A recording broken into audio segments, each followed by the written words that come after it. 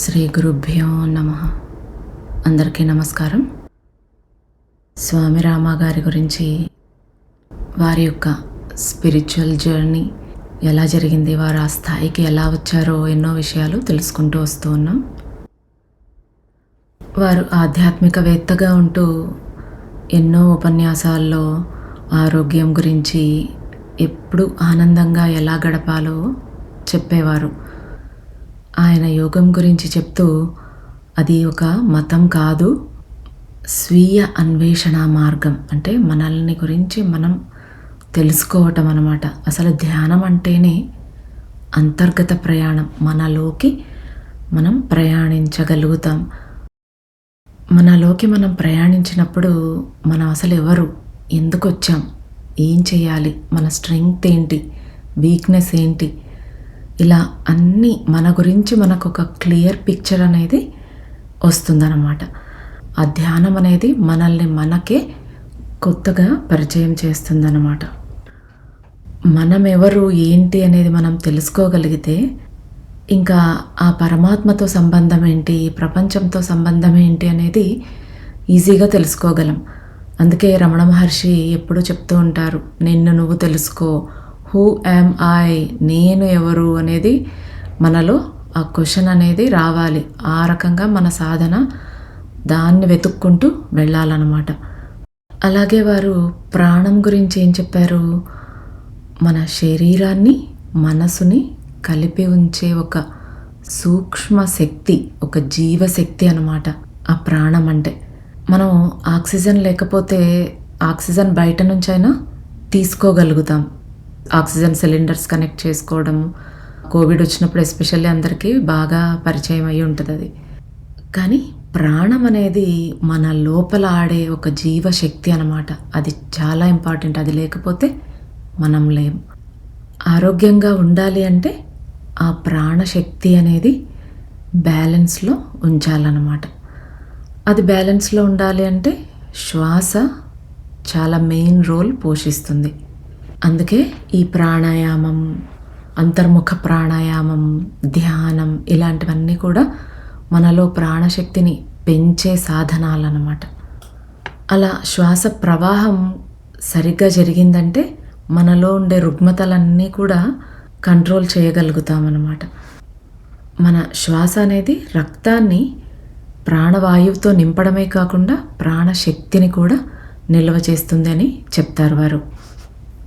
ఇలా ఎన్నో విషయాలు వారు తెలియచేసేవారు. వారిని కలవటానికి ఎంతోమంది వచ్చేవారు. వారి ఉపన్యాసాలకు వచ్చిన వాళ్ళు, తనని కలవటానికి వచ్చిన వాళ్ళకి వారు అడగకుండానే వారు ఏ క్వశ్చన్ అడగబోతున్నారో ముందే తెలిసిపోయేది స్వామీజీకి. వాళ్ళకి ఏదైతే ఆన్సర్ రావాలో వారు అడగకుండానే స్వామీజీ నుంచి వచ్చేసేదన్నమాట ఆ ఆన్సర్. ఇలా ఎంతోమందిని ఆయన ప్రభావితం చేశారు. తన కార్యక్రమం, తను ఏ పని మీద అయితే గురూజీ పంపించారో ఆ కార్యక్రమాన్ని సరిగా నెరవేర్చడానికి ఆల్రెడీ కొంతమంది యోగులు ఈ వెస్ట్రన్ కంట్రీస్లో జన్మ తీసుకున్నారు. ఈ mister Greens, missus Greens, Boyd, Elmer ఇలాంటి వాళ్ళంతా కూడా వారికి మార్గం ఎంతో సుగమం చేసేసారనమాట స్వామీజీకి. ఏది నమ్మని వెస్ట్రన్ కంట్రీస్ వాళ్ళకి రీచ్ అవ్వగలిగేలాగా మెన్నింగర్ ఫౌండేషన్ అనేది బాగా ఉపయోగపడింది. కొద్ది కాలం తర్వాత స్వామి రామ అమెరికాలో హిమాలయన్ ఇన్స్టిట్యూట్ని నెలకొల్పారు. ఆ సంస్థలో అందరూ, అన్ని రకాల మతాల కులాల వాళ్ళు ఉండేవాళ్ళు. అందరూ ఎంతో గౌరవభావంతో చూసేవారనమాట. అందులో doctors, teachers, students, business people ఎవరైనా ఏ సంకోచం లేకుండా అందరూ ఈ స్పిరిచువాలిటీ గురించి నేర్చుకోగలిగేవారు. ఇక ఈరోజు 9వ అధ్యాయం మొదలు పెట్టేసుకుందాం. స్వామీజీ భారతదేశం విడిచిపెట్టక మునుపే పాశ్చాత్య సమాజం ఏ దిశగా పయనిస్తుందో ఆయనకు అర్థమైంది. తన గురువు నుంచి స్పష్టమైన ఆదేశాలు పొందడం కోసం ఆయనకు ప్రాచ్య పాశ్చాత్య భావనల్ని విశదీకరించి చెప్పి, అంటే తన గురువు గారికి మనకి ఇక్కడ ఇలా ఉంటుంది, అక్కడి భావనలు అలా ఉంటాయి అనేసి చెప్తూ ఉన్నారు. జీవితాన్ని ఈ రెండు భావనలు వేరువేరు విధానాల్లో చూస్తాయి. నేను నా సందేశాన్ని పాశ్చాత్య దేశాలకి ఎలా ఇవ్వగలను అని అడిగారు స్వామీజీ. దానికి బాబాజీ, ఒకే ప్రపంచంలో నెలకొని ఉన్న ఈ 2 రకాల జీవన విధానాలు జీవన సార్థకతకే ఉపయోగపడతాయి, కానీ 2 చెరో కొసలోనూ ఉన్నాయి. ప్రాచ్య పాశ్చాత్య దేశాలు జీవితాన్ని సరైన విధానంలో ఎలా నడిపించాలో అనే విషయం మీదే ప్రయోగాలు చేస్తూ ఉన్నాయి. హిమాలయ పరమగురువుల సందేశం కాల పరిమితులు లేనిది. దానికి పురాతన ప్రాచ్య పాశ్చాత్య భావనలతో సంబంధం లేదు. మనమంతా పాటుపడుతున్న నాగరికతలో ఉత్కృష్ట దశ సాధించటానికి తీవ్ర స్థితిలో కొసలకి చేరి ఉన్న సిద్ధాంతాలు పనిచేయవు అని చెప్పారు. బాబాజీ చెప్పిన ఈ మాటలు స్వామీజీకి పాశ్చాత్య ప్రాంతంలో తాను నిర్వర్తించవలసిన కర్తవ్యం ఏమిటో రూపొందించుకోవటానికి ఒక దారి చూపించినట్టయింది. స్వామీజీ 1970లో డిసెంబర్ మధ్య నాటికి మెన్నింగర్ ఫౌండేషన్ని కొన్ని నెలల పాటు విడిచిపెట్టారు. ఆయన తిరిగి అమెరికా రాష్ట్రాలు వెళ్ళే వరకు ఆయన షికాగోని ప్రధాన నివాసంగా చేసుకున్నారు. ఆయనకు ఒక ఆశ్రమం లేదు, తనకంటూ ఒక కేంద్రం లేదు. అందుకే ఆయన ఎప్పుడూ వివిధ హోటళ్లలోనూ మెట్రోపాలిటన్ ప్రాంతంలోని మోటెల్స్లోనూ బస చేస్తూ ఉండేవారు. స్వామీజీతో సన్నిహితంగా మెలిగే విద్యార్థులకి ఆయన పర్యటనల గురించి ముందుగా తెలిసేది. వారు తమ ఇళ్ల నుంచే ఓ ఆఫీస్ లాంటిది నడిపేవారు. ఆయన షికాగోలో ఉన్నప్పుడు ఇతర నగరాల నుంచి ఆయనను వెతుక్కుంటూ వచ్చేవారికి వారు సహాయపడేవారు. చాలామంది స్వామీజీని తమతోనే ఉండమని ఆహ్వానించేవారు.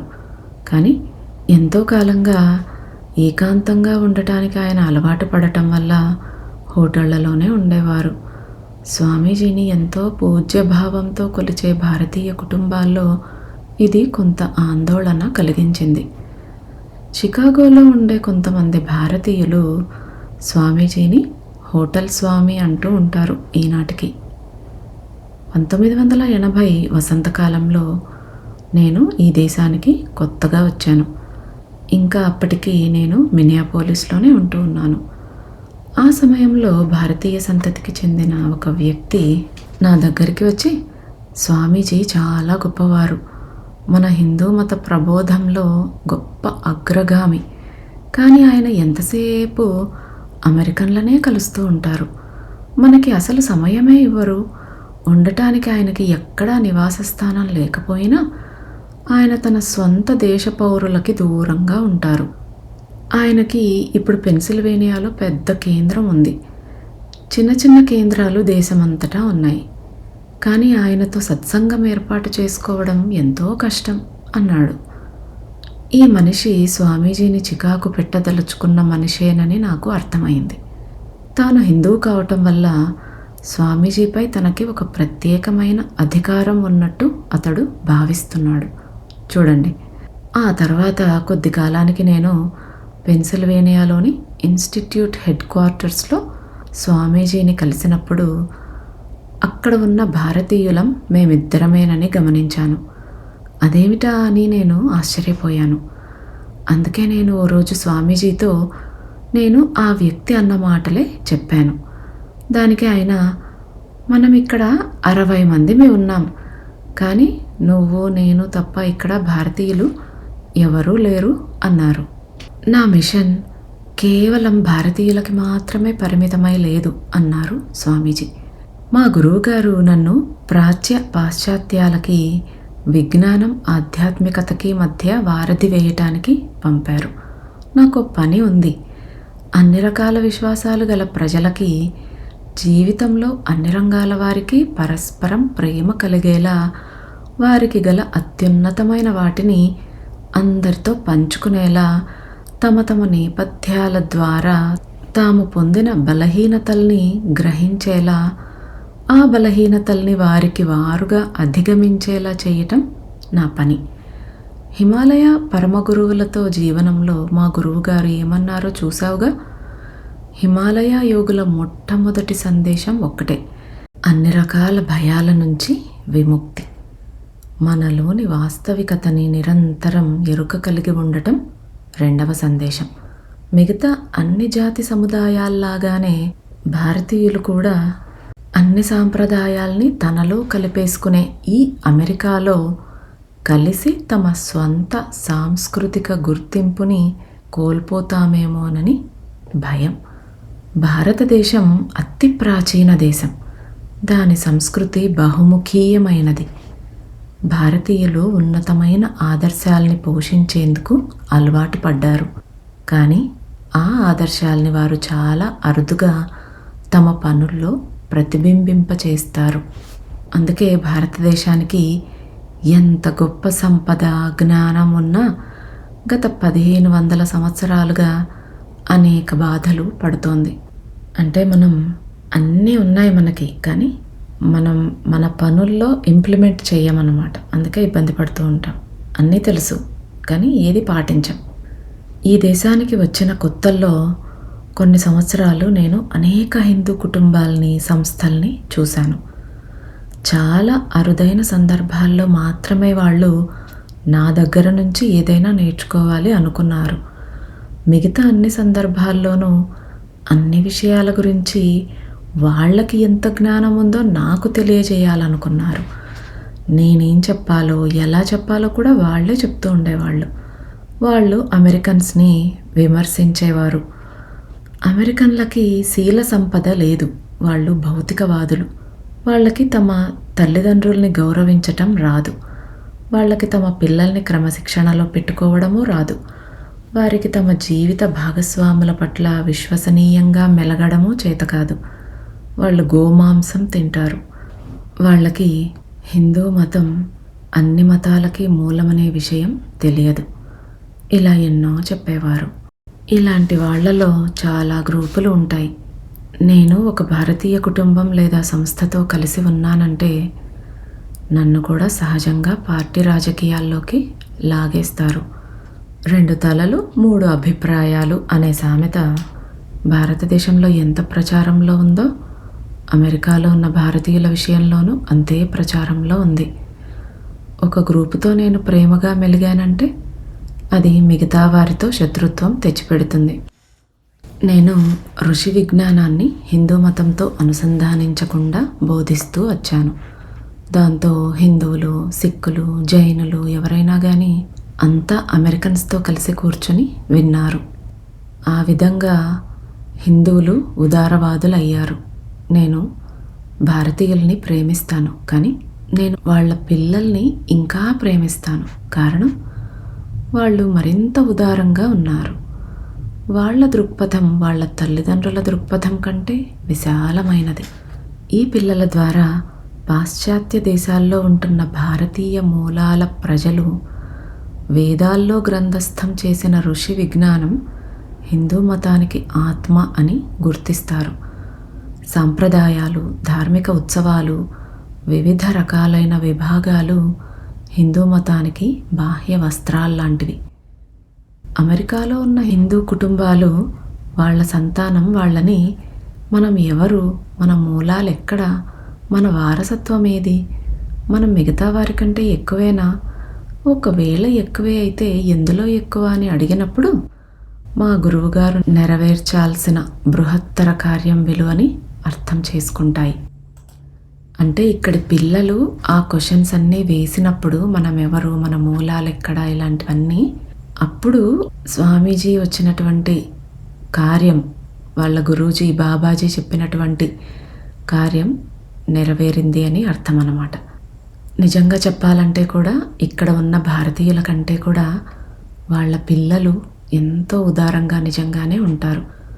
వాళ్ళకి ఎంతో విశాల దృక్పథం, ఎంతో మెచ్యూరిటీతో ఉంటారు. ఇక్కడివి అన్నీ తెలుసుకుంటారు. మన విషయాలు కొన్ని తెలుసు, కొన్ని తెలియకుండానే భారతీయులం మనకి ఎలా అలవాటు అయి ఉంటుందంటే చిన్నప్పటి నుంచి ఒకరిని జడ్జి చేస్తున్నాము అనేది కూడా మనకు తెలియదు. అది తప్పు అనే విషయం కూడా తెలియదు. కొన్ని మాట్లాడేస్తూ ఉంటాం. కానీ ఇక్కడ పిల్లలు అది తప్పమ్మా, అలా మాట్లాడకూడదు అనేసి వాళ్ళే చెప్తారనమాట. కరెక్ట్ చేస్తూ ఉంటారు. ఆ పిల్లలు నిజంగా ప్యూర్గా ఉంటారు. ఎంతో విశాల దృక్పథంతో ఉంటారు. మా గురువుగారు అన్నారు, తూర్పు తూర్పే, పడమర పడమరే అన్నమాట పాతకాలం నాటి భావన. పాశ్చాత్యులు తూర్పు దేశాలతో పంచుకోగల విజ్ఞానం చాలానే ఉందన్న మాటలో సందేహమే లేదు. కానీ తూర్పు దేశాలు కూడా పాశ్చాత్య దేశాలకు అందించగల జ్ఞానం చాలానే ఉంది. పాశ్చాత్య పుష్పం ప్రాచ్య పరిమళం వెదజల్లకపోతే ఆ పుష్పమే వ్యర్థం అనేవారు. నేను ఈ విషయాన్ని ఎప్పుడూ గుర్తుంచుకుంటాను. కేవలం హిందూ సముదాయంలో పనిచేయటం, హిందూ మతానికే పరిమితమై ఉండడం, హిందూ వేదికల మీద సాధువుల సందేశం ఇవ్వడం అనేది నా గురువు తలపెట్టిన బృహత్తర కార్యక్రమాన్ని భంగపరుస్తుంది. అందుకే నన్ను నేను వారికి దూరంగా హోటల్లో ఉంచుకుంటూ ఉన్నాను. అయినా హోటళ్లలో ఉండే ఏర్పాటు ఏమంత బాగుండేది కాదు. ఆ రోజుల్లో శాకాహారం దొరకడం చాలా కష్టంగా ఉండేది. స్వామీజీ చాలాసార్లు దోశలు తిని ఉండేవారు. యాలకులు, అల్లం, కుంకుమ పువ్వు, పంచదార వేసి తయారు చేసే టిల్క్ తాగేవారు. ఈ పానీయం ఆయనకు ఎంతో ఇష్టం. ఇది తయారు చేయటానికి ఆయన శిష్యులు ఒక హాట్ ప్లేట్ని ఆయన గదిలో తీసుకొచ్చి పెట్టేవారు. ఇక అక్కడి నుంచి ఆ టిల్క్ హడావిడి అంతా ఇంత కాదు. స్వామీజీని చూడటానికి ఎందరో సందర్శకులు వస్తుండేవాళ్ళు. శిష్యులు గురువుగారి కోసం టిల్క్ తయారు చేస్తున్నప్పుడు సాధారణంగా ఆ పాలు తరచూ మరిగిపోతూ ఉండేవి, లేకపోతే పొంగిపోయి కార్పెట్ మీద పడేవి. బాత్రూమ్ సింక్లో దాన్ని కడగడం చాలా కష్టంగా ఉండేది. ఇది చాలదన్నట్టు భారతీయ కుటుంబాల నుంచి తరచుగా స్వామీజీకి భోజనం వచ్చేది. ఘాటుగా ఉండే భారతీయ మసాలా వాసనలు హోటల్ మేనేజ్మెంట్ దృష్టిని ఠక్కున ఆకర్షించేవి. కార్పెట్ల మీద క్యాండిల్స్, అగరవత్తులు వెలిగించినప్పుడు కార్పెట్ మీద చిన్న చిన్న రంధ్రాలు పడటం వల్ల అప్పటికే వాళ్ళకి గుర్రుగా ఉంది. ప్రయాణాల్లో ఖాళీ సమయం దొరకని స్వామీజీ ఉపన్యాసాలు, బోధనా తరగతులు నిర్వహించేవారు. స్వామీజీ భారతదేశంలోని కాన్పూర్లో ప్రచురితమయ్యే వాయిస్ ఆఫ్ హిమాలయాస్ అనే పత్రికకి వ్యాసాలు రాస్తూ ఉండేవారు. తాత్కాలికమైన క్వార్టర్స్లో ఉంటూ ఆ విధంగా రాయటం ఆయనకు చాలా కష్టంగా ఉండేది. ఆయన వేరే నగరం నుంచి వచ్చినప్పుడు ఒక కొత్త హోటల్ రూమ్లో సెటిల్ అయ్యేవారు. ఆయన శిష్యులు ఒక పేపరు, టైప్ రైటరు తెచ్చి ఇచ్చేవారు. స్వామీజీ ఒక మూల కూర్చుని ఎవరో ఒకరికి డిక్టేషన్ ఇచ్చేవారు. దాన్ని వాళ్ళు లాంగ్ హ్యాండ్లో రాసుకుంటే మరో వ్యక్తి వాళ్ళకెదురుగా ఇంకో మూలలో కూర్చుని టైప్ చేస్తూ ఉండేవాడు. ఈ పని సాధారణంగా రాత్రి 1 గంట 2 గంటల సమయం దాకా తీసుకునేది. శిష్యులు వెళ్ళిపోయాక స్వామీజీ స్నానం చేసి ధ్యానం చేసుకునేవారు. చివరికి షికాగోలో ఈ గ్రూప్కి ఈ విధమైన సంచార విధానం చాలా హాస్యాస్పదంగా తోచింది. స్వామీజీ మకాం ఉండడానికి, పని చేయటానికి ఒక స్థిర నివాసం, ఆయనతో కలిసి పనిచేసేవారికి ఒక ఆఫీసు అవసరమని భావించారు. అందువల్ల వాళ్ళు ఆయన మిషన్ని ముందుకు తీసుకువెళ్లే ఉద్దేశంతో వెళ్ళి ఒక లాభాపేక్ష లేని సంస్థని నెలకొల్పడానికి చేసిన ప్రస్తావనని స్వామీజీ అంగీకరించారు. Yoga science Himalayan international institute of yoga science and philosophy incorporation పత్రాలు 23 జూన్ 1971న దాఖలు చేయటం జరిగింది. ఈ కొత్త ఇన్స్టిట్యూట్ని షికాగోని బ్యారింగ్టన్ శివారు ప్రాంతంలో అద్దెకు తీసుకున్న ఒక ఇంట్లో ప్రారంభించడం జరిగింది. అక్కడ స్వామీజీ ఉపన్యాసాలు, ఉపాధ్యాయులకు శిక్షణా తరగతులు మొదలుపెట్టారు. ఉదయం ఆయన యోగా, ప్రాణాయామాలు, విశ్రాంతినిచ్చే ఇతర పద్ధతులు నిర్వహించేవారు. అలాగే సాయంత్రం వేళల్లో ఆధ్యాత్మిక విషయాలపై ఉపన్యాసాలను ఇచ్చేవారు. ఇప్పుడు స్వామీజీకి ఒక కార్యాలయం ఉంది కాబట్టి ప్రజలు వారికి కాల్ చేసి అపాయింట్మెంట్స్ తీసుకుంటూ ఉండేవారు. ఆయన ప్రయాణ ఏర్పాట్లు కూడా చాలా సులభంగా ఒక క్రమ పద్ధతిలో నిర్వహించబడేవి. వారు శిక్షణ ఇచ్చిన శిక్షకులు గ్రేటర్ షికాగోలోనూ ఇతర నగరాల్లోనూ తరగతులు ప్రారంభించారు. ఒక సంస్థగా రూపుదిద్దుకున్న వెంటనే దేశ విదేశాల్లో అది అనేక శాఖలు, అనుబంధ కేంద్రాలుగా ప్రపంచవ్యాప్తంగా పనిచేయటం ప్రారంభమైంది. స్వామీజీ అమెరికాలోని వివిధ నగరాల్లో వారానికి 4 రోజుల పాటు ఉపన్యాసాలిస్తూ అత్యంత పటిష్టమైన ప్రణాళికని నిర్వహించారు. చికాగోకి వారాంతాల్లో వచ్చి ఉపన్యసించేవారు. వారు భారతదేశానికి చలి తీవ్రంగా ఉండే శీతాకాలం చివరి భాగంలో వచ్చి చికాగోకి వసంతకాలంలో తిరిగి వెళ్తూ ఉండేవారు. ఆయన ఆ విధంగా తూర్పు ప్రాంతానికి వచ్చి వెళ్ళే సమయాల్లో మార్గమధ్యంలో Great Britain, Holland, Switzerland, Belgium, Germany, Italy, France, Spain దేశాల్లో సెమినార్లు, సమావేశాలు నిర్వహించేవారు. ఆయన ఒక నగరంలో మొదటిసారిగా ప్రజల మధ్యకి వెళుతున్నప్పుడు తన మనస్సుపైన మానవ శరీర వ్యవస్థల్లోని అసంకల్పిత వ్యవస్థల మీద తనకి గల స్వచ్ఛంద నియంత్రణని ప్రదర్శించేవారు. తన తదుపరి ప్రదర్శనలో ఆయన ఎప్పుడూ భౌతిక స్థాయిలో ఆరోగ్యప్రదంగా ఉండటం ఎలాగో, మానసిక స్థాయిలో ఆనందంగా ఉండటం ఎలాగో తెలియచెప్పేవారు. అంతరంగ కోణాల్ని అన్వేషించేందుకు వారిని సిద్ధం చేయటానికి కొన్ని సులభమైన హఠయోగ పద్ధతులు, ప్రాణాయామాలు, ఏకాగ్రత వంటి విషయాల్ని బోధించేవారు. మతాతీతంగా ఉంటూ సకల మానవాళికి ఆరోగ్యం, ఆధ్యాత్మికత అందించడానికి చేసిన ప్రయత్నం అందరినీ ఆకట్టుకుంది. అందుకే ఆయన వెళ్ళిన చోటల్లా అన్ని మతాలకు చెందిన ప్రజలు వారి ఉపన్యాసాలు వినటానికి ఆసక్తి చూపేవారు.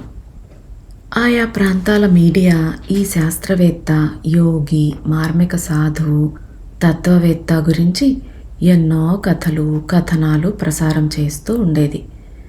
2 సంవత్సరాల్లో స్వామీజీ గురించి అన్ని వార్తాపత్రికలు, మ్యాగజైన్స్లోనూ వార్తలు రాసేవారు. ఎన్నో రేడియో ప్రసంగాలు, టెలివిజన్ కార్యక్రమాలు జరిగాయి. ఇదే సమయంలో ఎంతోమంది శాస్త్రవేత్తలు, ప్రొఫెసర్లు, ఆరోగ్య నిపుణులు వివిధ హోదాల్లో స్వామీజీకి సన్నిహితంగా వచ్చారు. వారిలో ఒకరు డాక్టర్ రూడాల్ఫ్ బ్యాలెంటైన్. హిమాలయన్ ఇన్స్టిట్యూట్ వికాసంలో ఆయనది గొప్ప కీలకమైన పాత్ర.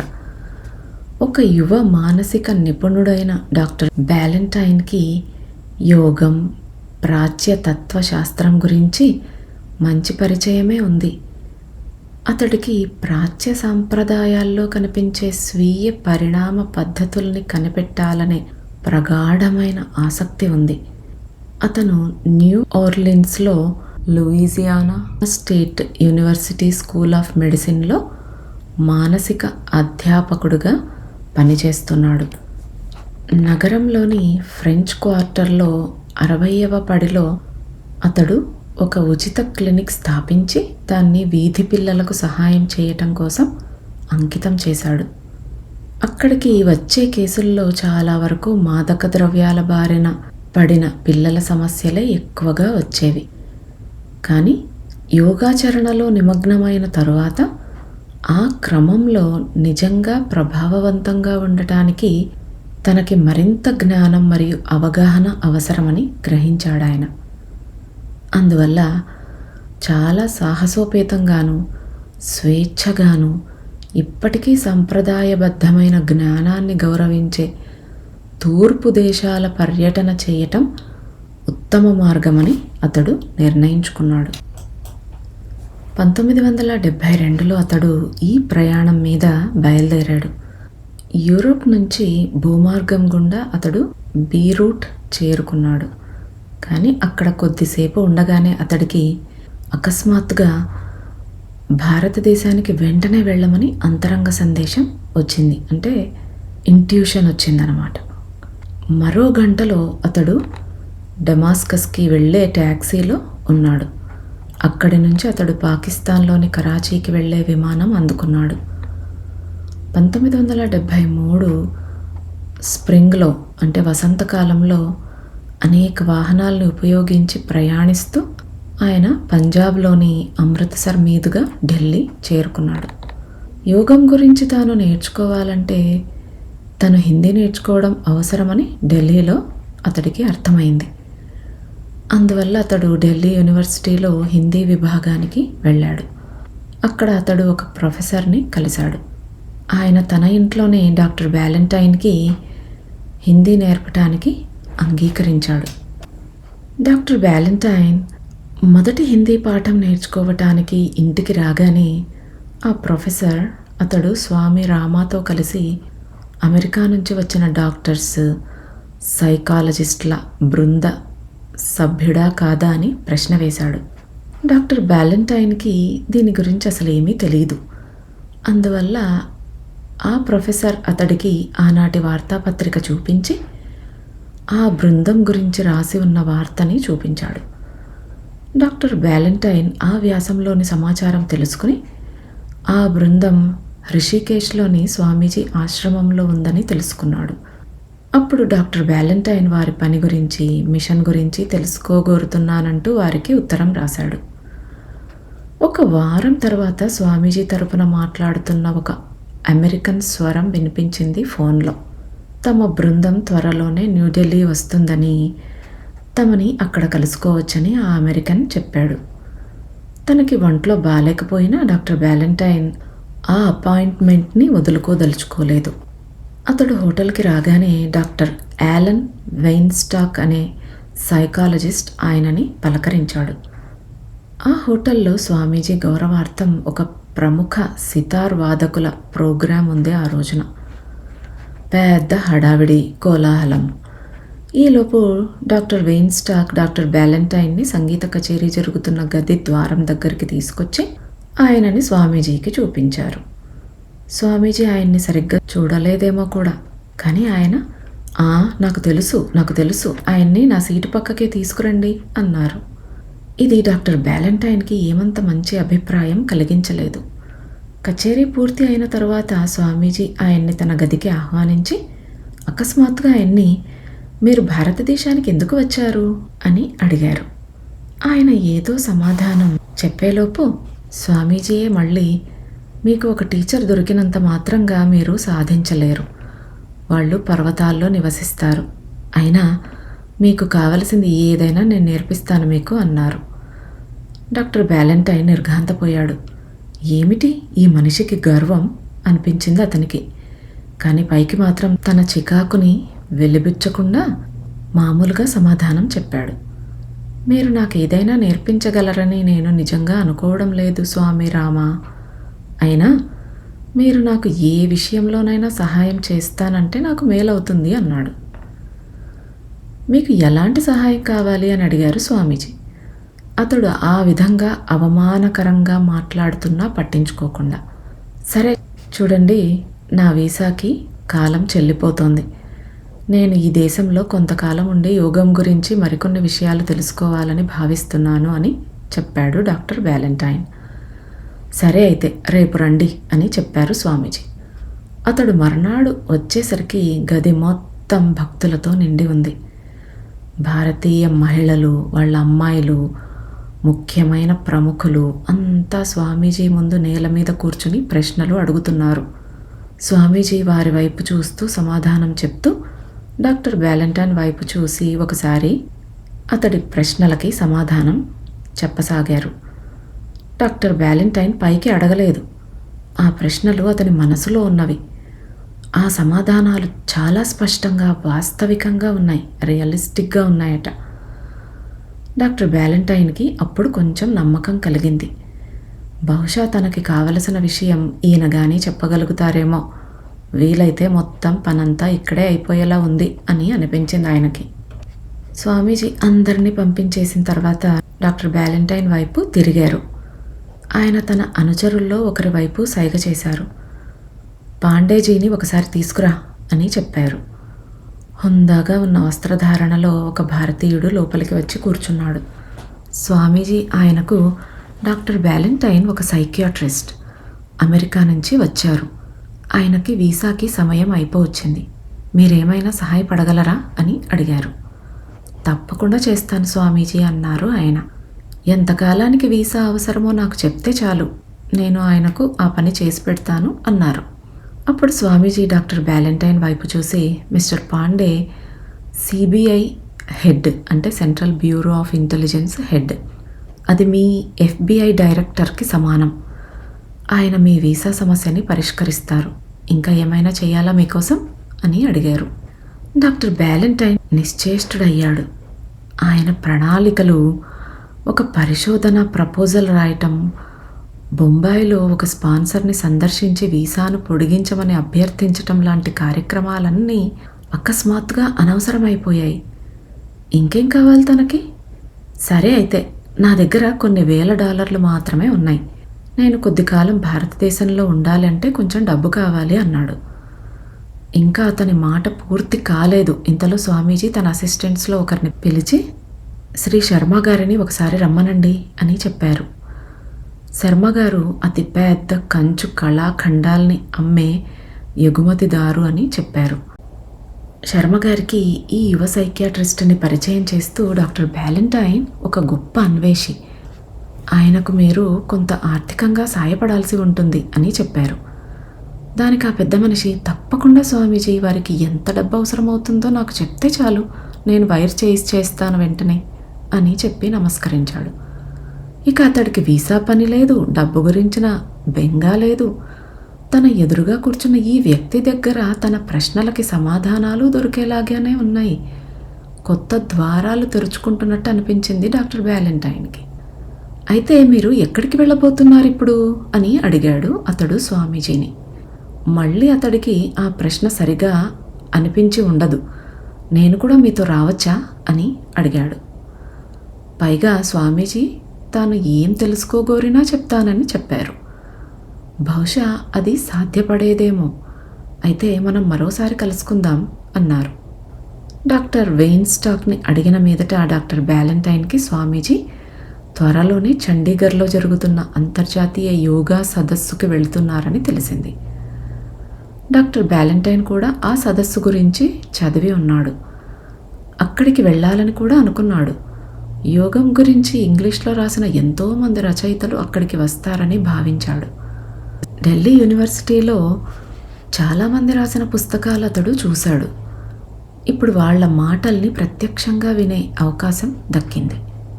ఇక దాంతో డాక్టర్ బ్యాలెంటైన్ తన హిందీ టీచర్కి గుడ్ బై చెప్పేశాడు. తన సామానంతా ఒక చోట భద్రపరిచి చండీగఢ్ ట్రైన్ ఎక్కేశాడు. అక్కడ దిగిన తర్వాత అతడు టాంగా మాట్లాడుకుని టాంగా వాడిని చవకరకం హోటల్కి తీసుకుని వెళ్ళమని చెప్పాడు. వాళ్ళు చాలా హోటల్స్కి వెళ్ళారు, కానీ అక్కడ అవి మూసేసి ఉన్నాయి. మరికొన్ని చోట్ల ఖాళీ లేవు. పైగా అక్కడ ఎవరికి అంతర్జాతీయ యోగా సదస్సు గురించి తెలీదు. దాంతో అతడు చాలా నిరాశకి గురి అయ్యాడు. నాకు మరో హోటల్ తెలుసు, ఒబెరాయ్ అన్నాడు ఆ టాంగావాడు. అది చాలా ఖరీదైన హోటల్. డాక్టర్ బ్యాలెంటైన్కి డబ్బుని వృధా చేయటం ఇష్టం లేదు. కానీ తను బాగా అలసిపోయాడు. ఒంట్లో అసలు బాగోలేదు. పడుకోవటానికి ఓ చోటు కావాలి. అందువల్ల అతడు ఒప్పుకున్నాడు. ఒక గంట తర్వాత రూమ్ సర్వీస్కి వచ్చిన ఆహారం తీసుకున్న తర్వాత కొంచెం ఓపిక వచ్చింది అతడికి. కానీ అతడికి సంతోషంగా లేదు. యోగా సదస్సు గురించి వెతకడం గగనకుసుమంగా ఉంది. అసలు అది ఎక్కడా జరుగుతున్నట్టే లేదు. తన డబ్బు ఈ ఖరీదైన హోటల్కి ఖర్చు అయిపోతోంది. వారు ఎలా ఆ యోగా సదస్సు గురించి తెలుసుకున్నారు, స్వామిరామాని వారు కలుసుకోగలిగారా లేదా అనేది తర్వాతి భాగంలో తెలుసుకుందాం. నమస్తే.